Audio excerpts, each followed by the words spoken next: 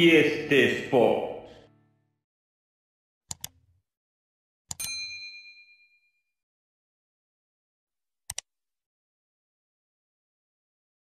Messieurs, bonjour, j'espère que vous allez bien. Bienvenue à la chaîne Ibrahim TV Sport, tout simplement pour parler de ce match-là entre le Maroc et la Belgique qui va se jouer enfin demain à 14 heures. Dans cette vidéo, tout simplement, je vais essayer de vous donner les clés les plus importantes de ce match-là. Et surtout, si on veut que le Maroc puisse battre la Belgique, tout simplement, lors de ce match-là qui sera très très important et au moins finir ou sortir par un match nul et surtout ne pas perdre ce match-là. Donc ce qu'il faut savoir, c'est que bien sûr, alhamdoulilah, on a un bon gardien de but, c'est Bono. Donc la défense centrale et la charnière centrale surtout, il faut pas qu'elle change. C'est que avec Seyss et Ekred, on a vu qu'ils ont fait un très très beau match contre la Croatie. Donc ça nous permet d'avoir une bonne défense. C'est bien. Avec Hakimi et Mzraoui qui jouent un peu bas. Donc c'est bien aussi. Mais par contre, si on veut bien sûr essayer d'attaquer et de ramener 3 points, il faut que les arrières, que ce soit Hakimi ou Mzraoui, puissent monter un petit peu et aider les attaquants, que ce soit Ziyech, Boufal ou n'importe qui devant, pour pouvoir marquer tout simplement. Donc Mezraoui, j'ai vu, d'après les infos, il s'est entraîné aujourd'hui. Apparemment, il peut jouer finalement demain, parce que on pensait qu'il était forfait hier et que c'est Yahya Attallah qui va le remplacer, c'est sûr. Mais apparemment, d'après les infos d'aujourd'hui, c'est qu'il s'est entraîné aussi. Donc peut-être qu'il sera apte pour jouer demain, Inch'Allah, contre la Belgique. Les clés de ce match-là, c'est tout simplement d'avoir une défense qui soit bien en place, tout simplement, comme d'habitude, pour bien défendre et ne pas se faire prendre par les attaques des Belges.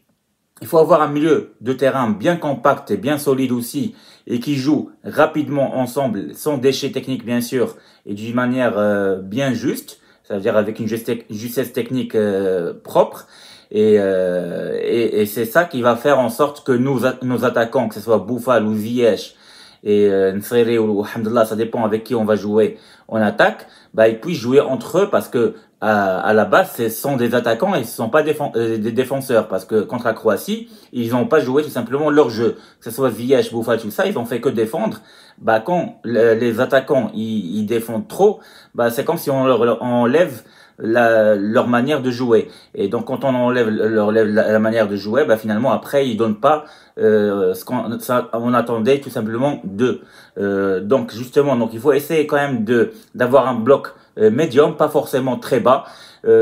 Comme ça, même s'ils jouent derrière dans les espaces que Hakimi ou Mzraoui vont laisser un petit peu, mais j'espère que Amrabat va faire un très très bon match pour remplir ces espaces-là justement, sachant que les Belges, c'est sûr, ils vont monter beaucoup, et comme ils jouent à 3-4-3 avec un système 3-4-3, ils vont avoir aussi des espaces derrière leurs défenseurs, et comme ça, Hakimi et Mzraoui puissent monter et aider nos attaquants tout simplement. Donc les clés de ces matchs-là, c'est que déjà je peux vous donner l'équipe belge, les joueurs avec lesquels souvent elle joue, c'est qu'il y a le gardien de but Courtois, devant lui il y a Underweld en défenseur central, avec les deux autres défenseurs c'est Van Toghen et Dedenker. Je pense il est en jaune parce que c'est pas sûr que c'est lui qui joue.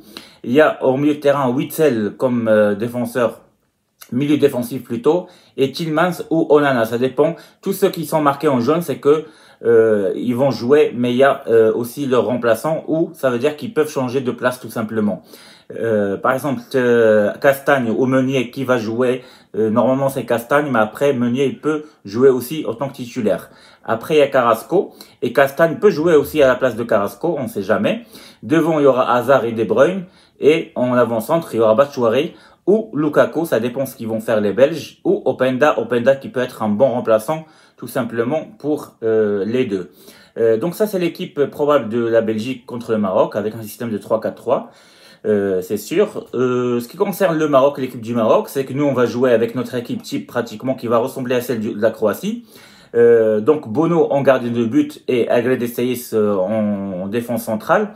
Achraf Hakimi à droite, à gauche, ou Mzraoui ou Yahya Attallah, ça dépend de celui qui sera tout simplement prêt. Il y aura au milieu défensif Soufiane Amrabat, c'est sûr et certain, avec soit Amleh, soit Ounahi ou Saberi. Donc ceux qui sont en jaune, c'est que c'est ceux qui ne sont pas sûrs de jouer dans ce poste-là. Si Hakimi, si Mzraoui il est prêt, je pense Hakimi jouera à droite, c'est sûr et certain. Mais de toute façon, Hakimi maintenant il est prêt. J'avais fait ça hier, mais Hakimi de toute façon il a aucun problème, donc il va jouer à droite. Par contre, Ounahi, je suis pas sûr qu'il sera titulaire aujourd'hui, donc je pense peut-être que Saberi va le remplacer. Et dans ce cas-là, Amlah, qui a mal joué aussi contre la Croatie, j'espère qu'il va faire en sorte qu'il jouera beaucoup mieux lors de ce match-là contre la Belgique. Devant, il y aura Ziyech, Boufal, je pense pas que c'est qu'ils vont changer. Et il y aura En-Nesyri, je l'ai mis en jaune parce que je pense qu'on peut mettre Hamdallah enfin titulaire à sa place. Et on ne sait jamais si El veut essayer Shdera aussi. Ou quelqu'un d'autre comme Abou Khled qui peut aller vers la profondeur, ça serait pas mal aussi. D'après les statistiques, on a vu que, par exemple, d'après les stats que j'ai vu dans Instat, la Belgique contre le Maroc, les Belges, en fait, les attaques qu'ils ont eues contre le Canada, ils ont eu pas mal de tirs non cadrés, c'est ceux qui sont en croix, et les tirs cadrés, c'est le point en noir. Donc ils ont eu un seul tir cadré, en fait, de la droite, et les 6 autres tirs, c'était pas cadré du tout. 3 à l'extérieur de la surface et 3 à l'intérieur de la surface. Et la défense du Maroc contre la Croatie, on a vu on a concédé 3 occasions franches, 3 tirs à l'intérieur de la surface à gauche ou en plein axe, et 2 tirs de loin, c'est les croix qu'on voit en dehors de la surface. Ce qui concerne la défense de la Belgique contre le Canada, on a vu que le Canada a hyper dominé la Belgique et il y a eu plein d'actions et plein de tirs à l'intérieur.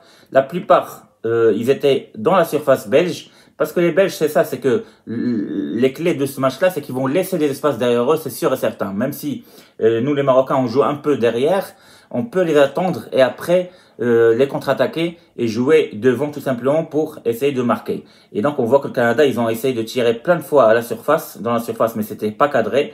Quelques tirs en dehors de la surface, pas cadrés aussi, mais il y a eu 3 tirs aussi cadrés avec les points noirs qu'on voit bien. Le Maroc, son attaque contre la Croatie, on voit qu'on a fait quelques tirs de loin, en dehors de la surface, 4 non cadrés, avec un qui est cadré, celui le coup franc de Hakimi, et 2 aussi cadrés à gauche, on s'appelle bien de Mzraoui, là où il se fait mal, et il y avait une autre occasion cadrée à gauche à l'intérieur de la surface. Donc ça c'est ce qu'on a vu, et selon Instat, il y a eu pas mal de passes réussies de la part du Maroc, c'est 320 passes réussies sur 386, c'est-à-dire 83% de précision de passes, alors que la Belgique contre le Canada, ils ont fait 55,9 passes et 479 passes réussies. C'est-à-dire ils sont un peu au-dessus de nous par rapport aux passes réussies, 86% de passes réussies.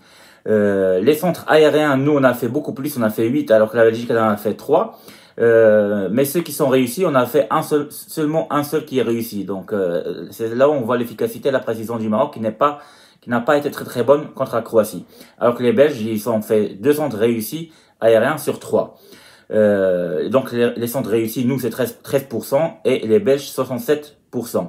Les duels, nous on a gagné 151 et les Belges 132. Donc nous on était meilleurs sur les duels.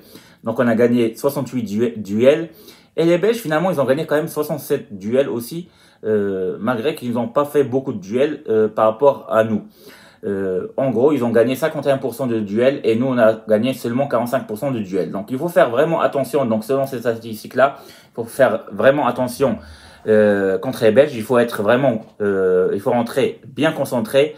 Bien préparé mentalement, bien gagner les duels bien sûr, et il faut bien défendre et contre-attaquer au bon moment. Et si on essaie de jouer un petit peu au centre avec un bloc médium, bah, il faut bien construire le jeu, avoir un collectif qui sera bien, avec pas forcément du beau jeu, mais juste bien joué avec des phases rapides. Comme ça, on peut contre-attaquer rapidement et pourquoi pas tirer de loin, que ce soit avec Saberi, Ziyech et ceux qui vont jouer, et retrouver le Boufal qu'on aime bien, celui qui arrive à percuter et percer les défenses adverses pour pouvoir avoir un penalty ou avoir des jolis coups francs ou marquer tout simplement et gagner ce match-là tout simplement. Donc j'espère que cette vidéo-là vous a bien plu les gars. Allez les amis, je vais vous dire, parce qu'il y a aussi des filles qui nous suivent. Donc je vous dis à très bientôt, merci de m'avoir suivi encore une fois. N'hésitez pas de liker, comme ça la vidéo sera regardée par plusieurs personnes, bien sûr. Je vous dis à très bientôt les amis, merci et au revoir. Ciao, ciao.